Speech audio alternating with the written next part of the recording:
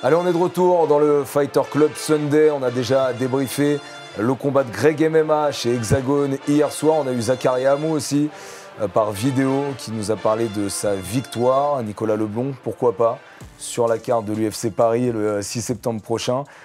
Combattant actuellement au Cage Warriors et prêt en toutes circonstances à pouvoir combattre.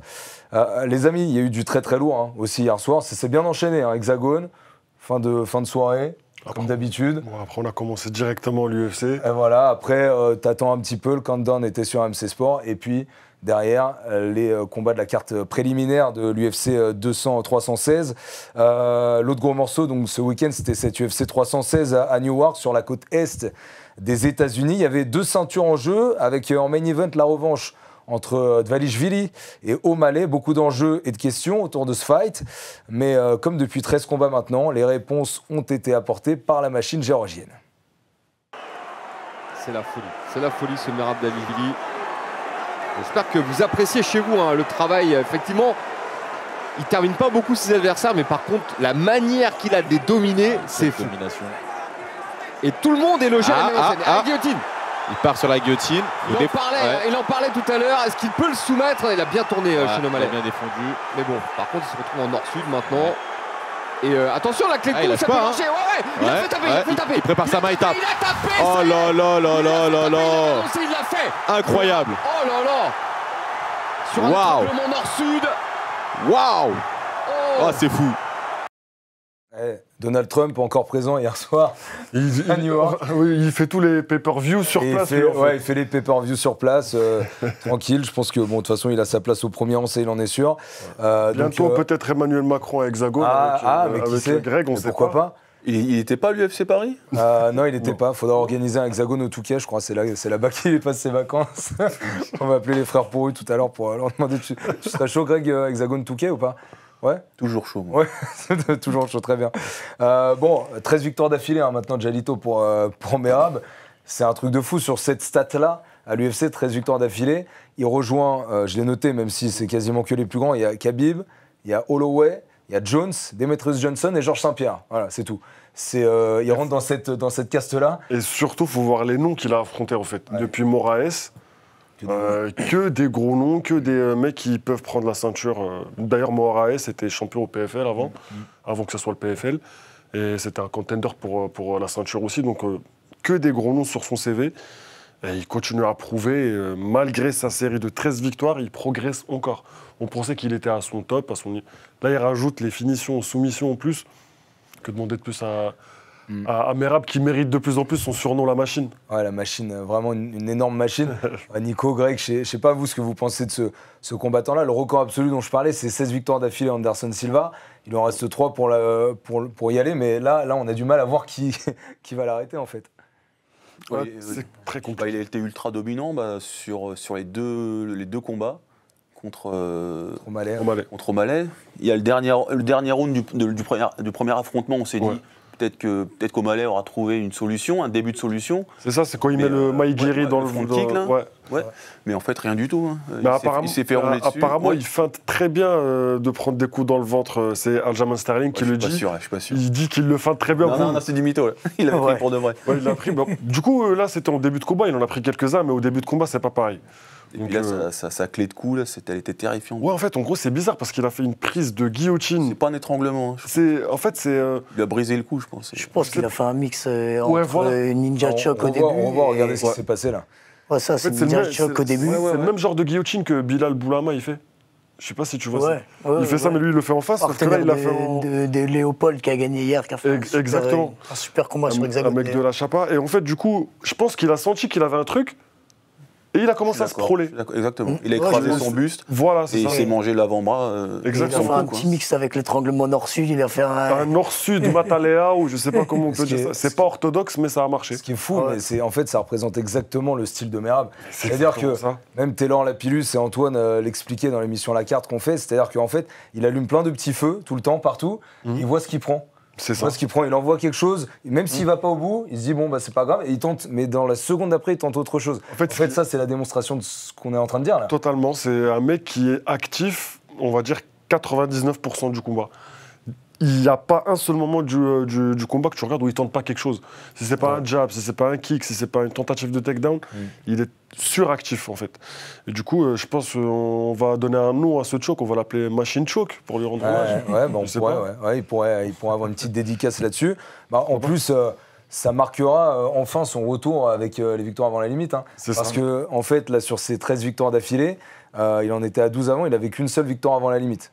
Donc pour un champion, peut-être que ça manquait un petit peu, voilà, pour que ce soit hyper vendeur aussi, c'était un peu dommage. Là, il a enfin renoué avec ça, donc ça va être que positif pour lui. C'est ça, il a déjà une personnalité très forte, il est très suivi sur les réseaux et c'est ça qui fait la cote d'un combattant maintenant. Personnalité très appréciée, il a un capital sympathie qui est énorme. Dans le monde du MMA. Et là, ça fait qu'agrandir en plus sa légende, son discours à la fin en plus. Où il dit tout ça, c'est que du travail. Je suis pas doué, j'ai pas de prédisposition. Bon, je pense qu'il y a quand même, il a quelques prédispositions. Ouais, c'est ce que disait Antoine Taylor aussi. Il y a un peu de talent, quoi qu'il arrive. Hein. Ouais, voilà. Mais c'est du travail. Il a dit moi aussi, je suis fatigué à l'entraînement, mais je continue de m'entraîner, donc tout le monde peut le faire. Donc demain, je vais aller à l'entraînement et peut-être je vais devenir Merab. On sait pas. Qui sait. Je vais venir avec toi si tu es certain de devenir Merab. Je vais aller voir ce que ça donne. On parlait de records. Il y en a un autre qui impressionne tout le monde, c'est les takedowns réussis par Merab. Avant ce combat, il en était à 92 à l'UFC seulement en carrière, c'est-à-dire 2 de plus que Georges Saint-Pierre, avec 8 combats de moins que Georges Saint-Pierre. Okay, donc c'est là où on se dit, mais qui est ce gars? Encore hier soir, il a réussi à développer ses takedowns comme il aime le faire. Hier, il en a rentré 5 sur 12. Et comme on disait, Jalito, là, c'est toujours pareil, en fait. Il commence à voir si ça prend, et quand il voit qu'il y a une ouverture, il y va, et il s'arrête pas. Oui, et puis parfois, il se jette en striking. Ouais. Il sait que l'autre, il va tellement en panique, il va pouvoir choper une jambe à un moment, rentrer Exactement, c'est ça. En fait, lui, il applique vraiment le fait de traverser son adversaire. C'est ce qu'on nous apprend dès qu'on veut lutter ou au sol. C'est vraiment de penser à traverser l'adversaire. Et lui, pendant 5 rounds, il pense qu'à faire ça. Ouais. C'est incroyable d'être autant... parce qu'en fait, ça montre aussi son abnégation. C'est-à-dire, je ne réussis pas à le faire, je vais tenter un petit truc et je vais tenter de le refaire, peut-être ça va marcher. Et c'est comme ça constamment. Nico, toi, tu es prof aussi, tu donnes beaucoup de cours. Ouais. Comment t'expliquerais à tes élèves en disant faites comme Merab, il faut faire ça? Tu leur dirais quoi en fait? C'est inexplicable. En vrai, déjà, pour revenir sur sa stat, je trouve qu'il y a quand même... sa qualité, qui est aussi un de ses défauts, c'est qu'il a un gros nombre de takedowns, mais par rapport à Saint-Pierre, chaque fois qu'il l'a amené au sol, ça restait au sol. Et du coup, c'est peut-être ce qui lui manque de finish, entre guillemets. Hein. Ça reste de très très haut niveau. Mais je pense que sa stat est aussi belle aussi, parce qu'il en enchaîne. Tu veux dire que si GSP laissait ses adversaires se relever, il les aurait remis au sol juste après? Peut-être qu'il en aurait fait plus, peut-être. Ouais. Mais après, ça reste un volume de takedown qui est inenvisageable, c'est assez monstrueux. Et il mixe avec la boxe, c'est assez impressionnant. Moi, ce que je trouve le plus impressionnant, c'est qu'il est capable de garder ce rythme pendant autant de temps. Et il est capable de faire une chain wrestling, d'enchaîner les techniques de lutte. Et c'est pas seulement, il tente un power double où il rentre à fond, il enchaîne avec son single, il reboxe, il re-shoot derrière, et ça s'arrête pas. Ça s'arrête pas. Et ça, c'est vraiment une qualité. Quand on entend parler son entraîneur, il fait du 10x5. C'est les jours de sparring. Donc ça montre que vraiment, il bosse et il s'arrête pas. C'est que le fruit de son travail, en fait. Bon, en tout cas, Merab Dvalishvili, voilà, qui fait sa 2e défense de ceinture. On en parlera tout à l'heure avec Jalito Matchmaker. Ouais, parce que tu as des affiches de rêve, enfin en tout cas potentiellement qu'on pourrait voir suite aux enseignements qu'on a tirés de cette UFC 316. On va voir ça avec toi juste après, mais on va se plonger d'abord dans le co-main event de cette UFC 316. Peña faisait la 2e défense de sa ceinture. Kayla Harrison était annoncée comme le futur de la catégorie. Alors, c'est encore un peu tôt pour le dire, mais depuis hier soir, elle représente bel et bien le présent. D'accord, qu'elle la conserve là. Elle n'est pas à l'aise, hein, regardez. Pas du tout. Il faudrait qu'elle passe son bras devant la tête de Harrison. Voilà, là, ça sera un peu mieux. Voilà. Elle a traîné avant de se mettre à défendre Peña. Elle joue avec le feu quand même. Ce qui m'inquiète pour Peña, c'est que, elle défend bien pour l'instant. Elle va s'arracher, c'est fini. Elle lui a arraché le bras, littéralement. Oh là là là là. Oh là là, elle a pris la Kimura. Ouais, elle a tiré le bras d'un coup. Sur la fin. On n'a même pas vu arriver, en fait. Elle a attrapé le bras, elle a tiré d'un coup, elle a arraché. Et c'est fini, elle est championne. Elle a tapé tout de suite. Waouh. Elle est championne et elle finit Sens unique, hein, ce combat. dès le deuxième round. Ouais, deuxième round. Elle peut être fière, Donald Trump. Waouh. Kayla Harrison, double championne olympique de judo, championne du PFL, championne de l'UFC maintenant. Et Peña n'a rien pu faire. C'est le grand chelem. Et on l'a dit, hein, quand Kayla Harrison verrouille quelque chose au sol, en fait, il ne faut pas la laisser verrouiller, parce qu'une fois que c'est verrouillé, je pense que c'est fini. Là, c'est dur.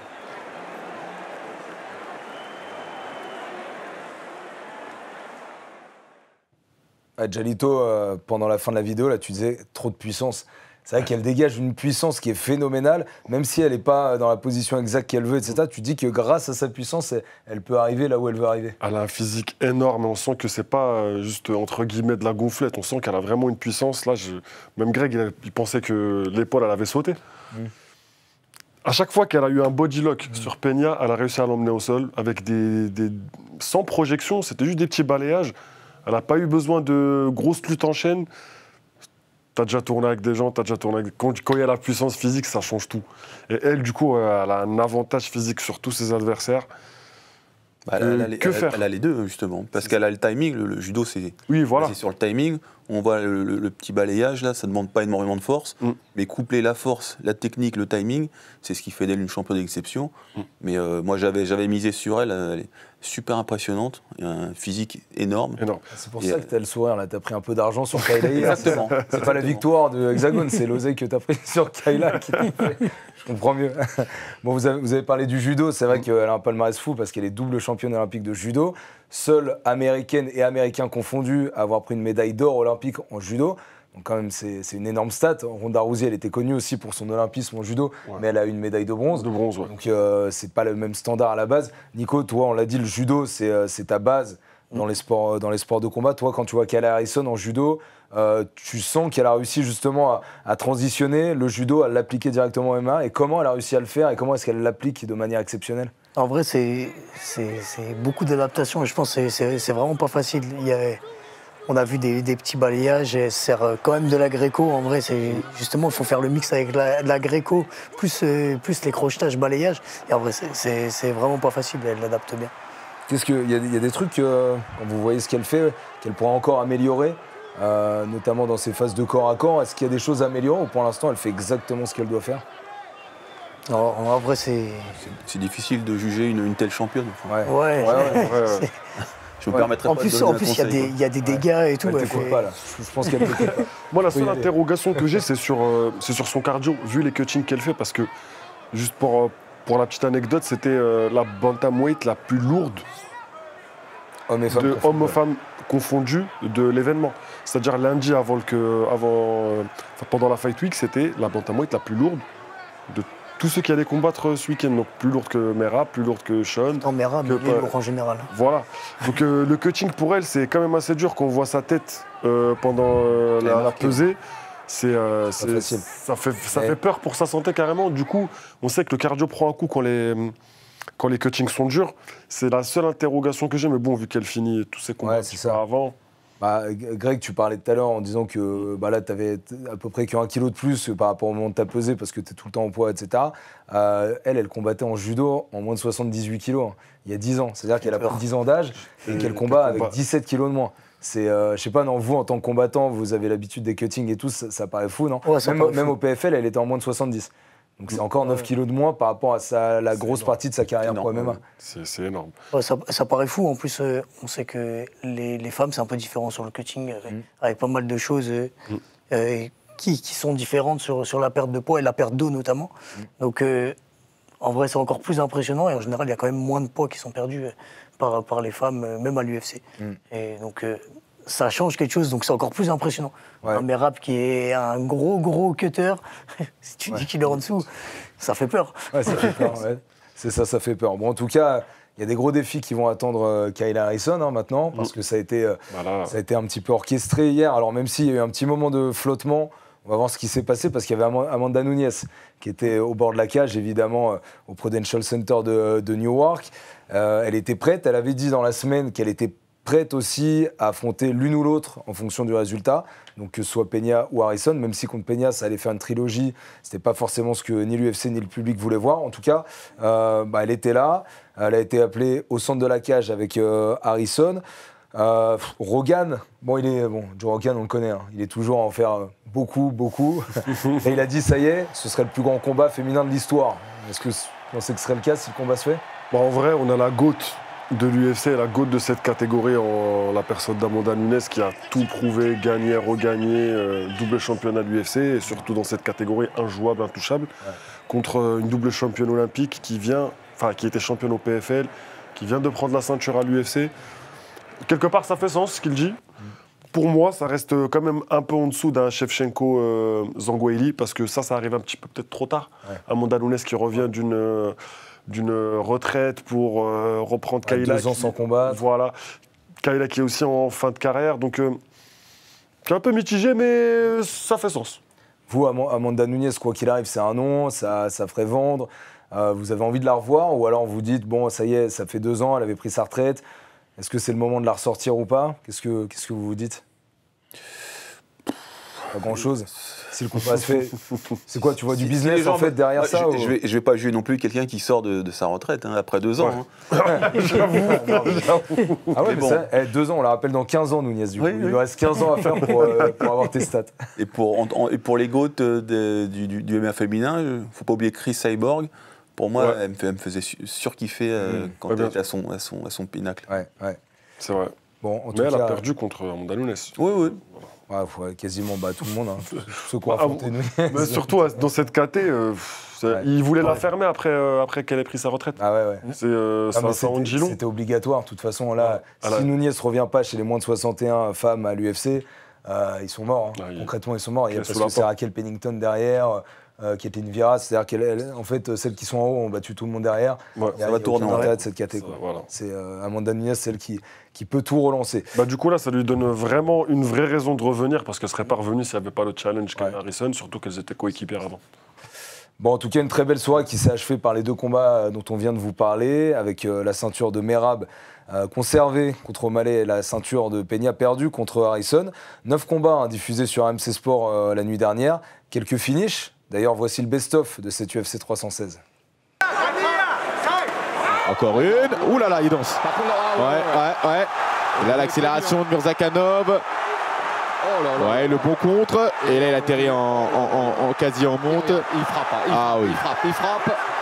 Ouh là là, la transition. Et là, c'est pas une bonne défense pour Ribeiro, qui est en train de subir le grand den pound de Murzakanov. On peut arrêter, je pense. Il est pas bien. Regarde, ouais. On peut arrêter, il n'en veut plus. Ça y est. C'est terminé. Oh là là, l'accélération de Murzakanov. Overhand. Du gauche.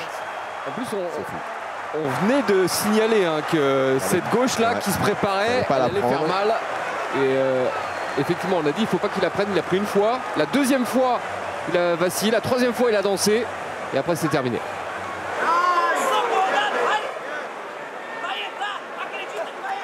Oh là. Ah oui. Il va prendre un knockdown ou peut-être un finish, mais là il ne veut plus. C'est terminé. Oh là là, il l'a eu à l'usure. Waouh. Ça c'est de la perf. Travail maîtrisé, tu l'as dit, du début jusqu'à la fin. Waouh. C'était un travail de destruction en bonne et due forme.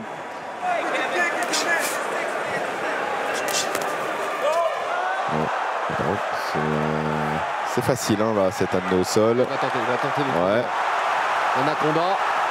Pourquoi pas? Il a des grands bras, ça peut être dangereux. Il a l'air pris, Luque. Il la tape. Oh là, il finalise, Luque. Il finalise le spécialiste du Bravo Choke avec un Anaconda Choke.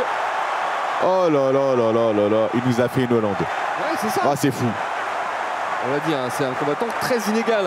C'est fou. Parfois, il peut passer complètement à côté, puis parfois, il survole le débat. C'est ce qu'il a fait ce soir. Il a fait une Hollande. C'est dingue. Et voilà, des combats et donc des conclusions à tirer. On va le faire avec le Dana White du Fighter Club Sunday, Jalito. D'ailleurs, matchmaker, c'est pas le rôle de Dana White au sein de l'UFC, mais bon, c'est lui qui valide et qui met le tampon quand même à la fin. C'est lui qui décide. C'est lui qui décide. Jalito, dis-nous un petit peu les combats que tu penses qui devraient se faire par rapport à ce qu'on a vu hier soir à l'UFC 316. Ok, let's go. On commence par le main event, on descend. Donc pour moi, Merab a fait le tour. Il n'a plus qu'un adversaire à affronter qu'il n'a pas affronté, qui est dans le top 5, c'est Cory Sandhagen. Beaucoup de respect entre les deux. Quand il y a eu le call-out, c'était logique. Je pense que ça va être un gros combat. Cory Sandhagen, c'est quelqu'un avec beaucoup de qualité, qui est aussi fort debout qu'au sol. Et franchement, le voir contre Merab, ça m'intéresse énormément. Sean O'Malley, qu'est-ce qu'on en fait de Sean O'Malley? Donc il y a deux possibilités pour moi, c'est soit contre Peter Yan, mais Peter Yan il combat bientôt là à Bakou. Donc si Yan gagne, voire la revanche contre O'Malley, ça me parle, c'est un combat qui reste spectaculaire. Je sais qu'on va se régaler debout et même au sol ça peut être très intéressant. Ou contre Oumar Nurmagomedov qui revient en octobre, il a dit, pour Dubaï. Ça serait un très gros combat dans la catégorie. Donc je pense que l'un ou l'autre, on se régalerait. Kyle Harrison, Amanda Nunes, on en a parlé juste avant. C'est le combat à faire dans cette catégorie pour que... Voilà, pour le retour d'Amanda Nunes, c'est qu'elle marque un peu plus l'histoire, soit elle ou soit Harrison, du coup. On va définir qui est le GOAT, c'est ce qu'elle a dit Kayla. Moi, j'ai une legacy, t'as une legacy, j'ai la ceinture, mettons tout en jeu, le gagnant prend tout. Moi, ça me parle, j'aime bien comment ça se passe. Voilà, all-in. Joshua Van, j'en ai parlé juste un petit peu avant, en off, 23 ans, super performeur, super prospect. 4 victoires cette année, rien que cette année, 4 victoires à l'UFC. Et je le vois bien contre Almabayev qui vient de perdre contre Manel Cap. En général, l'UFC font ça quand il y a un prospect qui monte. Ils le mettent toujours contre un prospect qui est un petit peu en difficulté. Donc c'est un combat qui serait vraiment intéressant, explosif. Voir Joshua contre un mec qui lutte aussi bien qu'Almabayev, c'est intéressant. Ensuite, Pfeiffer qui a gagné contre Gastelum, je le vois soit contre Allen, soit contre Vettori. En tout cas, je le vois contre le perdant de ce combat. Pour le faire monter, je pense que Pfeiffer, il a une vraie carte à jouer. C'est un gros prospect, surtout il est américain, il vient de la lutte. Qui a des gros finishes et une puissance. L'argument principal, c'est qu'il a battu le record de Francis Ngannou à la machine de calcul de puissance. Je ne sais pas ce que ça vaut, mais... Le ballon ou alors pour serrer... Non, patate. La patate. La patate, il a mis un bras arrière. Qui ne bat pas Ngannou à ce jeu? Je sais pas, mais... Qui, franchement. En tout cas, ouais, son combat contre Gastelum, c'était censé être son premier test. Il l'a réussi, mais c'était un petit peu dans la difficulté. Donc le voir contre un mec comme Brandon Allen ou Vettori, ça pourrait le faire rentrer dans le top 15 et pourquoi pas... Et ne pas le cramer, entre guillemets, comme Bonical, qui est dans la même catégorie, qui a été malheureusement fraud-check dernièrement par The Reader. Par la patrouille. Voilà. Et le dernier, vous devez vous dire, mais pourquoi on parle de Lapillus contre... Parce que moi, je veux que Mix retourne au PFL. C'est un peu méchant, mais bon, il y a toujours ce truc de quand les mecs du Bellator, slash PFL, viennent à l'UFC, ils se font toujours un peu casser la tête. Cette théorie tient toujours. On a eu Chandler qui n'a pas eu beaucoup de victoires à l'UFC. On a eu MVP qui a gagné, mais qui a perdu aussi. Ouais. On a eu Patricio Pitbull qui est venu, qui s'est fait taper directement aussi. Donc voilà. Pachimix, je suis vraiment déçu de sa performance, mais quand je dis déçu, c'est vraiment déçu. On l'imaginait à un certain niveau, 20 victoires, une seule défaite avant d'arriver à l'UFC. Je ne sais pas si c'était le trac de rentrer à l'UFC, je ne sais pas ce qui s'est passé, mais il a fait un non-combat, c'est un mec du sol, il n'a pas tenté un seul takedown. Debout, il n'a pas bougé sa tête une fois, dès qu'il y avait un 2 en ligne, il se l'est pris en pleine poire. Et sa réaction, c'était une grimace, pas de lever ses bras ou de sa garde. Donc très déçu, et je pense qu'il aurait combattu Lapillus. Lapillus aurait noyé Pachimix. En plus de ça, Taylor, on le connaît bien et il était au commentaire hier soir, donc il a une sorte de... C'est bon, il a pu prendre des notes, à mon avis, en disant je sais quoi faire pour battre Pachimix, donc on ne sait jamais. Je persiste. Je pense pas que Taylor dise non si le combat pouvait se présager un jour. Je persiste et signe, il l'aurait noyé. Voilà. Bon, très intéressant. Voilà les combats. Effectivement, certains vont être officiels dans les prochaines semaines, puisqu'ils sont inévitables, comme Nunez contre Harrison. Ouais, voilà. Et puis d'autres pourraient se faire. On va faire à suivre avec tes pronostics, Jalito. on va encore voyager un peu, hein, grâce à Hugo Pérez maintenant, de son arrivée à Newark jusqu'au jour de l'événement. Inside, plongé dans les coulisses de l'UFC 316. Les gars, on vient d'arriver à Newark et en fait cette semaine, ce que je vais essayer de vous faire découvrir, c'est vraiment essayer de vous montrer un petit peu la vie américaine et tout ce qui se passe, voilà, ici à Newark. Bon alors déjà un petit premier fait marquant sur cette ville, il faut savoir que c'est la 3e ville la plus vieille des États-Unis. Honnêtement, maintenant c'est devenu plutôt une ville moyenne d'Amérique. Donc je vais être honnête avec vous, il n'y a pas grand chose à faire. Je suis juste devant l'hôtel des combattants et je viens de finir mes 3 interviews, j'en aurai 2 autres demain. Et là on a du temps libre et vu qu'on n'est plus à Newark, on est à Morristown, c'est une ville qui est connue pour une seule chose. Elle a un parc historique, un parc national historique. Donc on va aller voir ce que c'est. Je suis arrivé dans le parc, j'ai dû passer par un petit chemin dans les bois juste derrière moi, un bon petit chemin de hiking trail comme on dit. Et donc je me suis renseigné et si ici c'est un lieu protégé, un lieu historique, c'est parce que justement il y a des lieux relatifs à la Révolution américaine qui essaient de protéger. Donc voilà, si un jour on vous parle de Morristown au New Jersey, bah vous aurez une anecdote à sortir. Bon ben on est de retour à l'hôtel et comme je vous l'avais dit, bah l'Amérique c'est aussi la malbouffe. Donc ce soir voilà, ça va être des wings, des frites. Et heureusement, j'ai un iced tea fait maison. Cette fois, on quitte le taxi pour être dans le train. Comme ça, on va pouvoir aller un petit peu se balader à New York. J'espère qu'on va passer une bonne journée là-bas. On est arrivé à New York et hier, on avait fait le Morristown Park. Aujourd'hui, j'ai trouvé un parc qui sera un peu plus sympa à visiter quand même. Donc voilà, on a Central Park. Je me suis un peu baladé. Et ce soir, peut-être qu'on va remettre ça avec une nouvelle malbouffe. Aujourd'hui, c'est le burger. On est à Shake Shack et je vais être honnête avec vous, j'ai juste un burger parce qu'ils font pas de menu et j'ai oublié de commander les frites. Mais pour me rattraper du coup, j'ai pris le milkshake de Shake Shack. C'est le jour 4 à Newark et on est à J-2 de l'UFC 316. Mais il y a aussi la demi-finale de Louis Boisson à Roland-Garros. Bon bah les gars, Louis Boisson a perdu sa demi-finale. Et aussi une demi-finale au foot Ligue des Nations France-Espagne. J'ai bien peur qu'on aille sur un 0/2 aujourd'hui. Ce soir, petit bonus, on va essayer d'aller voir dans un bar le premier tour des Grand Finals de NBA entre Oklahoma Thunder et les Pacers. Ça va être sympa je pense. J'ai trouvé un petit bar pour regarder le match. Je pourrais être honnête avec vous, ils ne regardaient pas tous vraiment le match. Et il y avait une rediffusion de Espagne-France. J'avais pas envie de m'infliger ça. Comme je vous l'ai expliqué plus tôt dans la semaine, nous ce qu'on fait surtout c'est beaucoup d'allers-retours entre l'hôtel des combattants et notre hôtel en taxi. Et là justement j'ai dû faire un aller-retour à l'hôtel des combattants. J'étais dans le taxi pour retourner à mon hôtel. D'un coup la voiture qui commence à trembler énormément. On venait de perdre le pneu arrière droit qui était juste sous mes fesses, donc ça tremblait dans tous les sens. On a perdu un peu le contrôle de la voiture, mais tout va bien. Bref, j'ai eu un petit peu peur. Ça y est les gars, le beau temps est revenu. Regardez, juste derrière moi, on est à l'UFC Fan Experience à quelques heures du début de cette UFC 316. Regardez, il y a cette activité qui est là juste derrière moi, mais j'aurais bien essayé, mais il y a tellement de queue les gars que je vais pas avoir le temps de le faire. On peut aussi rencontrer des athlètes UFC comme Dominique Griez, Sean Brady, Justin Gatti aussi qui est là. Bref, c'est plutôt cool pour attendre les combats. Et là, ça y est, on y est. On est enfin dans la salle de Newark, dans ce secteur qui fait UFC 316. Et là, se déroulent déjà les combats. On est en pleine préliminaire. Car je veux dire que c'est déjà le feu. Mais bon, par contre, il se retrouve en nord-sud maintenant. Et attention, la clé de il ça peut marcher. Ouais, il a fait taper, il a fait taper. Il prépare sa main, il tape. Il a tapé. Oh là là là là là là. Il l'a fait. Incroyable. Ok, il défend bien pour l'instant. Ouais, il va s'arracher, c'est fini. Elle lui a arraché le bras, littéralement. Oh là là là là. Oh là là, elle a pris la Kimura. Ouais, elle sur a la tiré fin. le bras d'un coup. C'est la fin de cette UFC 316, la fin de cette soirée. Je quitte tout juste le stade, il est à peu près 3h du matin. J'espère que vous avez apprécié, surtout qu'on se retrouve une prochaine fois pour une prochaine Fight Week. Salut. Ah, il s'est régalé, Hugo Pérez, il s'est régalé. J'espère qu'il a mis le burger en note de frais quand même hein, pour MC Sport, parce qu'en plus il le met dans la vidéo et tout. Je vais aller vérifier ces notes de frais, on va faire valider tout ça par la direction. Bon les amis, vous le savez, hein, l'UFC, il s'arrête jamais. Hein, enfin, quasiment jamais, petite pause à Noël, une petite semaine par-ci par-là. En tout cas, ça arrive dès la semaine prochaine, avec un événement qui va nous intéresser ici en France. Parce que y a Oumar Sy qui va être sur cette carte.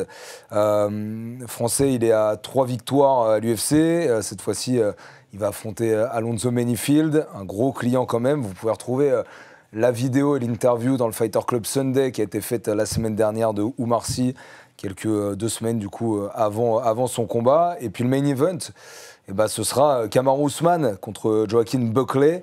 Usman, il est encore 5e dans cette catégorie des moins de 77 kilos et Buckley il est à la 7e place de la KT. Ousmane, ça a quand même été un des champions les plus dominants des 10 dernières années. Hein. C'est vrai que pendant 3-4 ans, il était injouable. Il a battu tout le monde. Ça faisait un peu le même sentiment, comme on disait tout à l'heure, pour la catégorie des filles. Il a éteint tout le monde. À un moment, on se disait, mais qui va aller prendre Ousmane?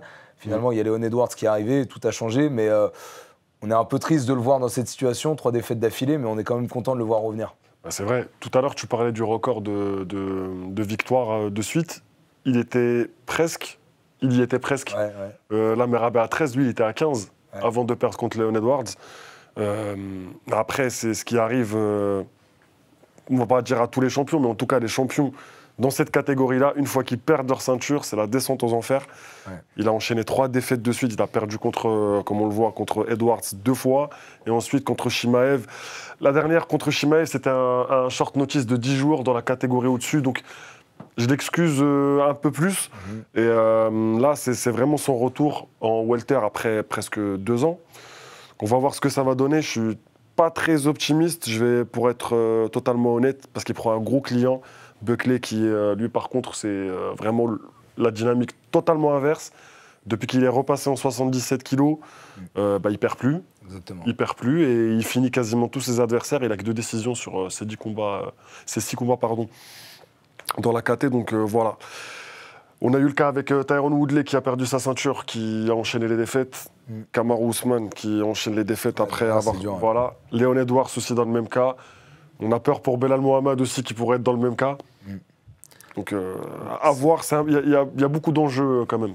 Vous, en tant que combattant, c'est le genre de fighter qu'on a aimé. Vous avez envie de le voir partir au bon moment, pas faire les combats trop, où ça va devenir un peu comme Tony Ferguson qui a enchaîné 7 ou 8, je ne sais plus, des fêtes d'affilée. On ne veut pas le voir arriver jusque-là, Kamaru Ousmane, non? Ouais, bien sûr. On n'a pas envie de le voir arriver là, mais je pense qu'il en est peut-être pas là. Moi, je trouve que le combat contre Chimaev, je trouve que c'est un indicateur aussi qui reste prêt. Accepter un short notice alors que tu es monté si haut, c'est quand même dire qu'il est confiant, qu'il est prêt, il n'a pas été ridicule. Ouais. En vrai, peut-être qu'on peut revoir un petit retour, j'espère en tout cas. Ce qui est important, c'est sa motivation, son mental. Parfois, quand tu es arrivé tout en haut, tu te vois descendre progressivement, tu te dis, bon, je m'entraîne moins, j'ai moins les crocs, et il y a des petits jeunes qui arrivent et qui vont te foutre en l'air. Donc ça va se jouer surtout au niveau du mental, je pense. Ouais, et le petit jeune, justement, comme on me le dit dans l'oreille, c'est Joaquin Buckley. Hein, son adversaire, si on le connaît en France, c'est parce qu'il a affronté Nassourdine Imavov lors de l'UFC Paris en 2022. Quelques mois plus tard, il redescend de catégorie. Et depuis, tu le disais, Jalito, il est en moins de 77 et il est juste imbattable. Regardez, vous allez peut-être comprendre qui est vraiment Joaquin Buckley. This is everything that I've worked for, while I've been fighting in the UFC and working towards. When you look at Joaquin Buckley, the word that jumps off the page is potential. He's got the potential to be a superstar. He's a special talent. Oh! That's it. It's over. Avant d'être cette potentielle superstar, Joaquin Buckley, c'était ça.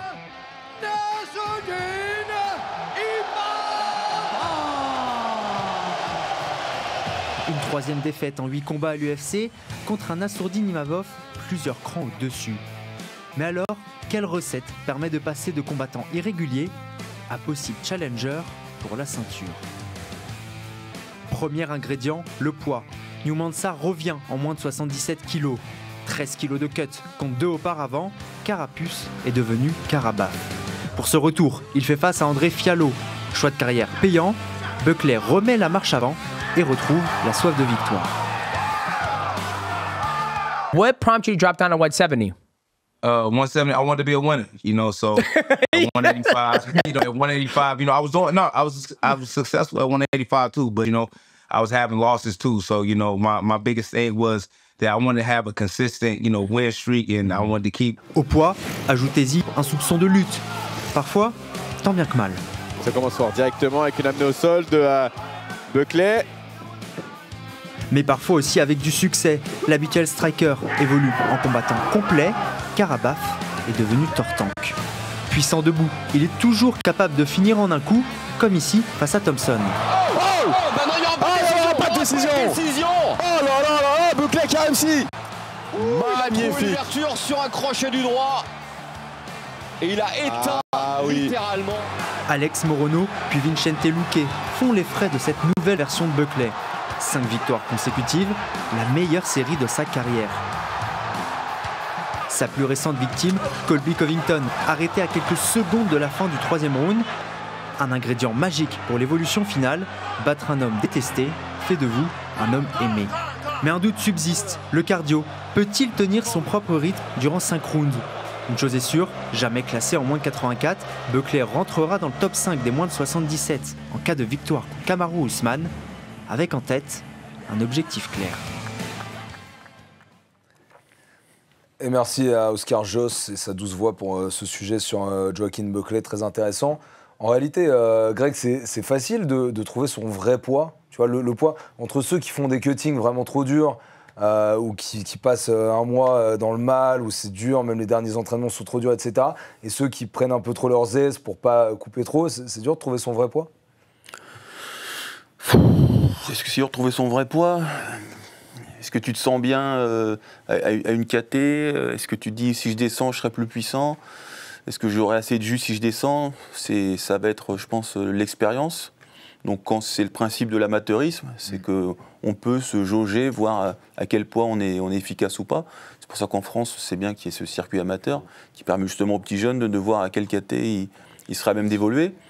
On sait aussi qu'avec l'âge, on a tendance à prendre du poids, que c'est plus dur encore de cutter. Donc je pense que c'est l'expérience qui vous dira quel est le juste poids pour chaque combattant. Ouais, tu penses la même chose, Nico? C'est expérience. Quand tu te connais, en fait, plus tu fais de combat, plus tu connais ta manière de digérer les cuttings, digérer les fight week, digérer les 12 semaines de préparation, et c'est là où tu peux t'adapter, quoi. Et puis je trouve que d'une manière générale, faut quand même le faire progressivement. Comme tu disais, Greg, en vrai, l'amateur, ça sert aussi à ça. Pas passer de dire, certains à l'UFC, ils font 10% de poids de corps de cutting, et moi je dois faire pareil dès le début. C'est dangereux. On ne sait pas, chacun est différent, et ça ne veut pas dire que c'est vrai pour Dustin Poirier, c'est forcément vrai pour moi. C'est différent. Ouais, c'est différent, et on voit juste ce win streak depuis qu'il est chez moins de 77, revenu chez moins de 77, Jalito. Il y a quand même des noms. Quand même, hein. On a vu Luque qui a combattu hier. Mais voilà, en fait, il n'y a que des noms, et tu termines sur Covington et Thompson, c'est du lourd. Hein. C'est vraiment pas mal. En plus, des Ruziboev qui sont énormes pour la catégorie, qui est immense. Thompson qui n'a pas beaucoup perdu par arrêt, hein. Je crois qu'il en a deux, je crois, par KO TKO. Ouais, deux, on confirme. Anthony Sterpini me dit deux. Et Covington qui est un gros lutteur, etc., qui s'est fait annuler sa lutte et qui s'est fait. Bon, pour moi, c'est un TKO, c'est un arrêt du médecin, mais quoi qu'il arrive, il t'a ouvert. C'est un arrêt aussi. Je pense qu'il a un truc à jouer là, Kamaru, je sais pas dans quel état d'esprit il a dit, comme a dit Greg, on ne sait pas c'est quoi sa motivation. Il est en train de descendre, est-ce qu'il va avoir ce sursaut d'orgueil de champion? Malheureusement, c'est l'UFC, qu'on arrive dans le top 5 de l'UFC, le top 10. C'est pour ça qu'on voit souvent des dégringolades, c'est parce qu'on tombe toujours sur des mecs qui sont de plus en plus forts. C'était le cas pour Tony Ferguson. Quand tu restes au top pendant très longtemps et qu'après il y a un renouvellement de génération, souvent on tombe sur des mecs qui sont plus forts que les mecs que tu as affrontés avant. Et du coup, tu es toujours un peu en dessous. Là, il tombe sur Buckley qui est en pleine confiance, qui a fini ses 3 derniers adversaires, ou ses 2 pour être sûr. Je sais pas. Je sais pas. Il y a beaucoup d'inconnus dans ce Voilà, mais en tout cas, ce qui est sûr, c'est qu'on va avoir un combat engagé. Je pense qu'Ousmane va falloir aller lutter, chercher, faire du Kamaru Usman. Et Buckley va pas vouloir être dos à la cage et il va striker. Il est surprenant. Là, on n'a pas vu sur les images, mais il a des coups de pied très spectaculaires, des coups de pied retournés. D'ailleurs, son KO le plus connu, c'est sur un coup de pied retourné comme ça. Donc, à voir. En tout cas, c'est un combat très, très intéressant. Ouais, très intéressant, qui sera donc dans la nuit de samedi à dimanche sur RMC Sport avec le Français Oumar Sy sur cette carte. Si Oumar Sy termine rapidement son combat, en tout cas sans dégâts, comme Greg hier par exemple, eh bien, il pourra peut-être être sur la carte de l'UFC Paris le 6 septembre prochain. Il se passe trop de trucs sur RMC Sport, hein. Trop de trucs sur RMC Sport, parce qu'hier soir, il y avait aussi l'AEC, 14e édition, beaucoup de pépites, d'étoiles qui continuent de monter dans cette organisation. C'était donc hier soir, RMC Sport. Et comme d'habitude, comme souvent, Antoine Simon, Taylor Lapillus au commentaire. Il a un striking très lâché, très souple. Très souple et lâché. Ouais, Regarde le petit décalage magnifique. Et la projection du dos. Oh là là là là. Le contre en demi-Nelson avec la séquence derrière la phase de lutte. Magnifique. Mais il est solide, hein, Pfeiffer. Hein. Oh là là là là là là là là. Le contre, il a pris plein pot. Non, pas du tout. Oh là là, encore une séquence. Waouh. Il est mal intentionné, hein, Dassuiev sur ses frappes. Encore un crochet. Il se met à danser, c'est terminé. Il commence très fort. Alors en général, quand on a pris un combat au pied levé, on cherche à démarrer très fort parce qu'on se dit... Oh, elle a touché là. Ouais. Il est pas loin du TKO là. Waouh. Fernandez. Bon, l'explosivité de Fernandez. Et je vous disais, hein, ça se trouve, il a 40 dans les pattes. Donc il donne mais par contre, il va tout donner sur le round qu'il a. Ouais, renversement. Il est sur le coup. Il est sur le coup. Oui. Il est sur le coup. J'ai l'impression qu'il contrôle la saisie, hein, Fernandez. Là, il est mieux. En plus, il tape. Magnifique. Voilà, magnifique victoire. Il était gêné par la blessure, apparemment. Ouais, mais bon. Et l'attaque en lutte maintenant, il va l'arracher. Bonne défense de Yuri. Yuri. Ouais, il s'est rattrapé sur ses jambes. C'est ça aussi l'avantage d'être grand comme ça. Oh là, il a pris un coup au corps. Une frappe au corps qui a. C'est terminé. Voilà, ça n'aura pas duré beaucoup plus que la première fois. La première fois, ça a duré 40 secondes, hein, je me rappelle. Et regardez, et le salto d'Abaev. Très athlétique. Donc un bon tour de chauffe pour son prochain combat prévu. On est d'accord. Voilà, Jalito, on arrive déjà à la fin de ce RMC Fighter Club Sunday. Ça passe tellement vite. On a tout résumé là, je crois. Hein. On a été pas mal. Vous aviez un truc à dire encore, Greg? Ton combat, un petit débrief encore? Tu veux qu'on se remonte tes images de ton combat? Tu veux non, c'est bon, tu les as assez vues? Je les ai déjà vues en boucle. Non, je pense qu'on était exhaustif. Ouais. Et voilà, oubliez pas de vous abonner à ma chaîne, les gars. Elle est toute nouvelle. C'est Greg MMA sur YouTube. Allez, suivre. Tout le monde la connaît déjà, attends. Non, c'est nouveau. Ouais, c'est nouveau, ça fait quoi, au moins 6 mois déjà? Ouais, à peu près. Hein? Voilà, bon, allez vous abonner parce que toujours du contenu, on se marre bien avec Greg et où en plus on apprend quand même pas mal de trucs avec très souvent des invités très sympas. Pourquoi pas Nicolas Leblond d'ailleurs bientôt sur ta chaîne, hein? Moi j'ai envie de recevoir Nicolas Leblond, Laïd Zeroni, Nassourdine Imavov. Et nous, non. Moyen. Ah d'accord, c'est pas grave. Bon, on va monter une chaîne contre toi, Greg. On va aller faire une chaîne dissidente. Là, j'ai une chaîne, moi. Allez, bah voilà, tu vois. C'est pour ça qu'on est sur le même canapé. Bon, les gars, merci en tout cas d'être venus. Nico Leblond, on va suivre ton actu, bien sûr, et on croise les doigts, comme on l'a dit tout à l'heure, pour une potentielle présence à l'UFC Paris le 6 septembre prochain. Greg, tout se passe sur ta chaîne. Pas de combat encore officiel, t'as combattu hier. Laisse-moi tranquille. Des trucs dans les tuyaux, mais pas d'Ibra TV, tu l'as dit, parce qu'Ibra TV n'est pas en capacité de pouvoir assurer ce combat. Donc pour l'instant, le combat ne se fera pas. C'était une des infos aussi de ce Fighter Club Sunday. Jalito, merci. De rien, juste un petit message. Si vraiment vous voulez soutenir les combattants, n'hésitez pas à faire comme j'appelle, des propagandes sur les réseaux sociaux, par exemple pour Monsieur Leblond qui est juste là, qui doit faire l'UFC Paris, c'est d'aller et de le taguer sur les publications de l'UFC. Ne pas hésiter à le faire sur Instagram, sur X, sur tous les réseaux. Donc voilà, c'est ça le vrai soutien que vous pouvez donner aux combattants qui nous régalent toutes les semaines. Ouais, exactement. Voilà, belle parole, tu as bien raison. Et allez les soutenir, que ce soit sur Instagram, X, tous les réseaux sociaux pour aller soutenir leur ascension.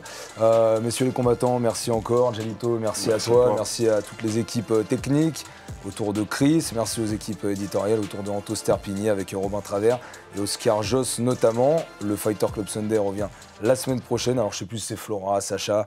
On les embrasse tous en tout cas. Mais quoi qu'il arrive, le Fighter Club Sunday sera bien au rendez-vous. Ciao et belle nuit à tout le monde.